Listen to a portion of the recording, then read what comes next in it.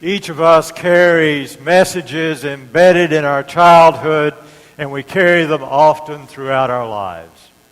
Think about it. Think of the messages that you were given.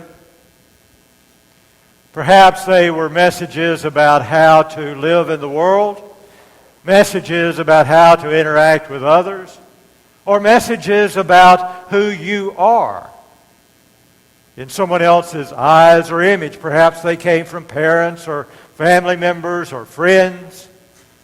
And oftentimes we will carry those throughout our lives. I have found myself lately thinking about two messages that I received very early on. The first one is this: everyone else is to blame for your problems. That's a good one, isn't it? There's always someone else that you can blame for what you're going through, for what's happening to you. There's always someone there that you can blame. But you don't blame your parents and you don't blame your close friends. But there's always someone to blame. And the second one is that you're to blame for everything. Now, being who I was, I carried both of those messages, but I really deeply internalized that second one. And I came to believe, very, very young, I came to believe that I was the cause of all of the problems of the world, and that because of that, it was up to me alone to fix it. Kind of a heavy burden for a 10-year-old, don't you think? And it became heavy burden, both of those, but especially that one. Until one day I came to realize that I had to make some changes, that I didn't necessarily believe that either of those were true. So I had to come to terms with that in some way. I had some good folks in my life who said to me, "You know, you're blaming me for something I never did." Ever heard those words before? And I had to stop and think. But you're not a close friend and you're not family, so you must be to blame. But it didn't make sense. So I thought, I need to take a look at that. I need to make some adjustments here.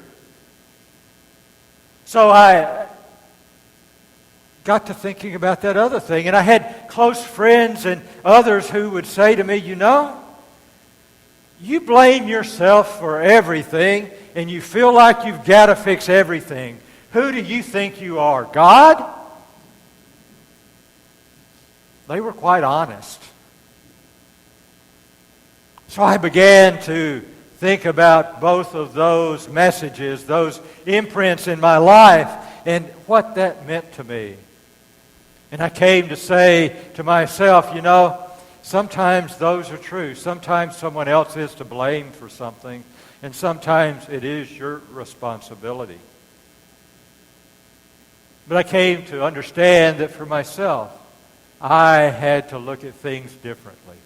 So what I did was I developed a process on a as-needed basis to do a personal inventory. To go back and look at things. Now this personal inventory wasn't all-encompassing. There were multiple inventories to consider. Sometimes I had to do a moral inventory. Who have I offended or hurt or whatever? Or what have I done wrong that no one knows about that I need to make amends for? More often, it was about personal considerations. What do I need to adjust and how do I need to do things? And I've been doing that this week. I've been doing one of those personal inventories. And they usually come about by way of a question. The question that I've been considering this week, and I offer to you, is this: what do I need to do to get out of my own way? What do I need to do to get out of my own way? One of the things I've learned, of course, is that I can sabotage myself better than anybody else. And that if I want to live a fulfilling life, I have to find a way to get out of my own way. And then I began to think about it in terms of spiritual discipline. And I came to realize that the same question I could apply in a spiritual way just as importantly. How can I get out of God's way in my life? You see, I think that's an important question for me. And I think those are important questions perhaps for you. And I want to say that one of the realizations that I have had is that oftentimes these considerations are good considerations for the church too. For you see, as I look back over the history of the church, I realize that many times the church has gotten in its own way by various reasons and various ways. We have sabotaged ourselves. And that keeping this question in our minds as individuals and as the church is important. I find our gospel today to address two aspects of this for me, and I think for the church and maybe for you. In the first part, we hear that Jesus is traveling through a Samaritan city. And here they are, they gather around. Here's this itinerant preacher who's getting all of this attention from everywhere. And what do the folks of this city do? Move on. Move on. And I began to realize that in their own way they were doing what I often do, and that is they were getting so caught up in who they were and how they saw things that they couldn't see Jesus in their midst. And they couldn't realize what was right there, that God was visiting them. That happens to me all the time. Maybe I shouldn't say that. But I think it happens to us as church too. We get so caught up in how we think about things and formulate things and see things that we don't see Jesus. Maybe that's a bit harsh, but I think it's true. I think it's true. I mean, think about it. How often do you and I come here to see Jesus?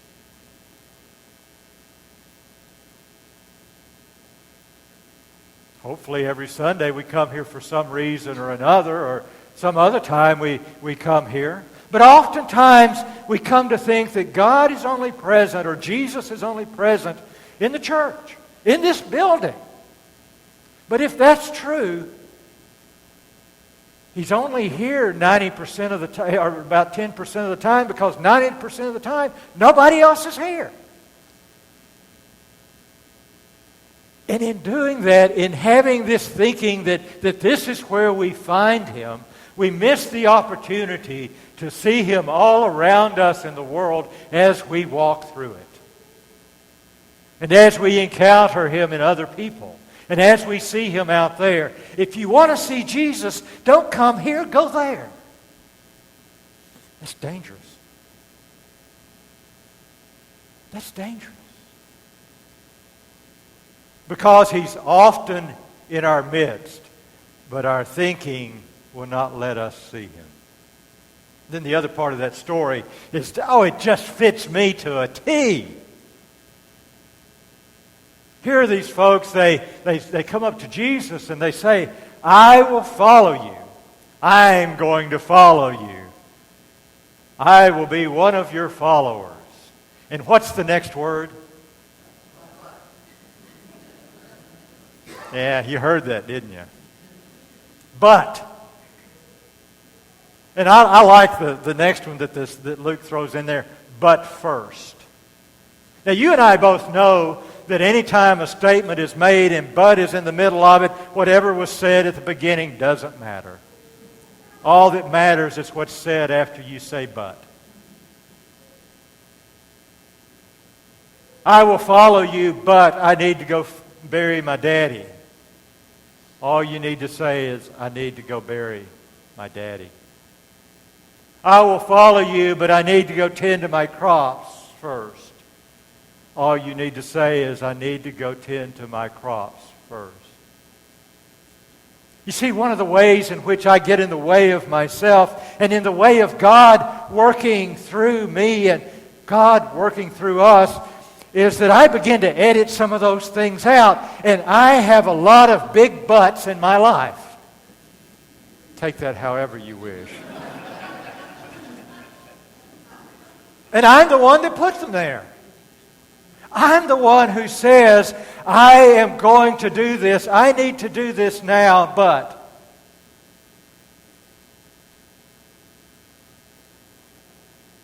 I wonder what would happen if you and I and the church, instead of looking for Jesus within ourselves, looked outside. I wonder what would happen if you and I in the church would simply say, I will follow you, let's go. And if we stopped trying to do the perfect thing, because every time we do the perfect thing, we don't do anything. Or when we try to do something else first, we never get around to following Christ in the ways in which we should. How can you and I get out of our own way? But more importantly, how can we get out of the way of God moving in our lives to love us and transform us and to love the world and transform the world? Think for just a minute what could happen if we only get out of God's way. Amen.